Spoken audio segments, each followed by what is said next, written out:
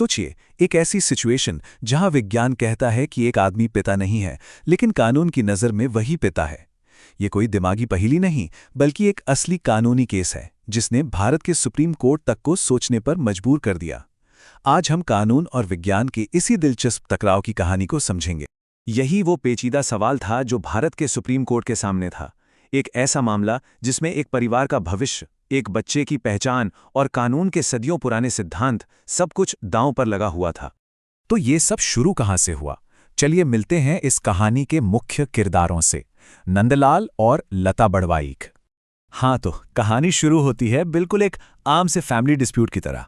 एक शादी हुई, फिर कुछ अनबन हुई और पत्नी ने गुजारे भत्ते के लिए केस फाइल कर दिया।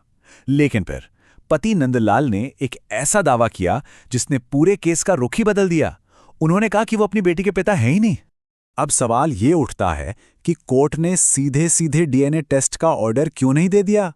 वजह थी एक बहुत पुराना और शक्तिशाली कानूनी सिद्धांत जिसे खास तौर पर बच्चों के अधिकारों की रक्षा के लिए बनाया गया है।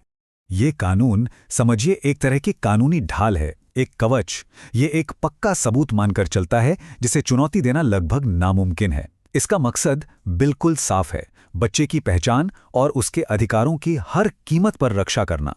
और ऐसा नहीं कि ये ढाल सिर्फ कागजों पर थी, अदालतों ने पुराने फैसलों में इसे और भी ज्यादा मजबूत बना दिया था। मतलब डीएनए टेस्ट का ऑर्डर देना कोई मामूली बात नहीं थी, इसके लिए सबूतों का एक पहाड़ खड़ा करना पड़ता था।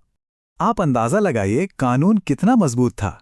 पिछले जजमेंट्स में तो यहां तक कह दिया गया था कि अगर डीएनए टेस्ट ये साबित भी कर दे कि पति पिता नहीं है, तब भी कानून की धारणा नहीं बदलेगी। ऐसा लग रहा था मानो कानून विज्ञान से ऊपर है। लेकिन इस केस में कुछ अलग होना था। सुप्रीम कोर्ट ने फैसला किया कि वो इस कानूनी ढाल के पार झांक कर देखेंगी। उन्होंने सच का पता लगाने के लिए विज्ञान को मौका देने का फैसला किया। तो कोर्ट ने एक बहुत बड़ा कदम उठाया। नागपुर की एक फॉरेंसिक लैब को डीएनए टेस्ट करने का आदेश दिया गया। अब सारी नजरें विज्ञान पर थीं कि वो इस गुत्थी पर से पर्दा उठाए। और नतीजा आया एकदम साफ, दो टूक। विज्ञान ने अपना फैसला सुना दिया था। नंदलाल बड़वाइक उस बच्ची के बायोलॉजिकल पिता नहीं थे। पर कहानी यहीं खत्म नहीं हुई।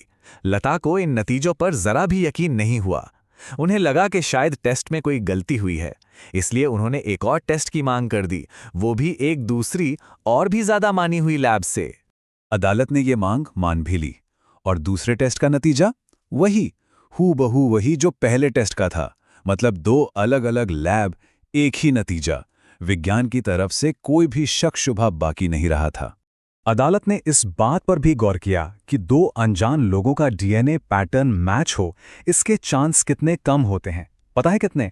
30 से 300 अरब में से कोई एक। मतलब साइंटिफिकली ये बात पूरी तरह पक्की हो चुकी थी। तो अब कोर्ट के सामने एक अजीब सी, पहले कभी न देखी गई दुविधा खड़ी हो गई थी। एक तरफ था कानून का वो सिद्धांत जिसे झुकाया नहीं जा सकता था, और दूसरी तरफ था विज्ञान का वो सच जिसे नकारा नहीं जा सकता था। तो अब क्या होता? तो मुद्दा बिल्कुल साफ था। एक तरफ है कानून जो कहता है कि शादी के दौरान पैदा हुआ बच्चा पति का ही है, और दूसरी तरफ है डीएनए रिपोर्ट जो चिल्ला चिल्ला कर कह रही है कि वो पिता नहीं है। अब कोर्ट इस गुत्थी को कैसे सुलझाएगी? यहां जजों ने एक बहुत ही शानदार तर्क दिया। उन्होंने कहा कि जो धारा 112 है वो बस एक अंदाजा या मान्यता है, ये कोई पत्थर की लकीर नहीं है। मतलब कानून बस ये मानकर चलता है कि पति ही पिता होगा, जब तक कि इसका उल्टा साबित न हो जाए। उनका लॉजिक बहुत सीधा था। जब हमारे पास सच जानने का एक पक्का वैज्ञानिक तरीका मौजूद है, तो फिर हमें किसी कानूनी अंदाजे पर टिके रहने की क्या जरूरत है? जब सबूत सामने हो तो हर धारणा को झुकना ही पड़ता है। और आखिरकार कोर्ट ने एक ऐतिहासिक फैसला सुनाया। एक ऐसा फैसला जो एक बहुत ही सीधे और दमदार उसूल पर टिका था, सत्यमेव जयते, यानी सत्य की ही जीत होनी चाहिए। इसी के साथ पति की अपील को मान लिया गया और बच्ची के गुजारा भत्ते का आदेश रद्द कर दिया गया। तो इस पूरे लैंडमार्क जजमेंट का मतलब क्या है? ये सिर्फ एक परिवार की कहानी से बढ़कर क्यों है? देखिए, इस फैसले ने 3 बहुत बड़ी बातें तय कर दी। पहली कि अदालतों को मॉडर्न साइंस का इस्तेमाल करने से हिचकना नहीं चाहिए।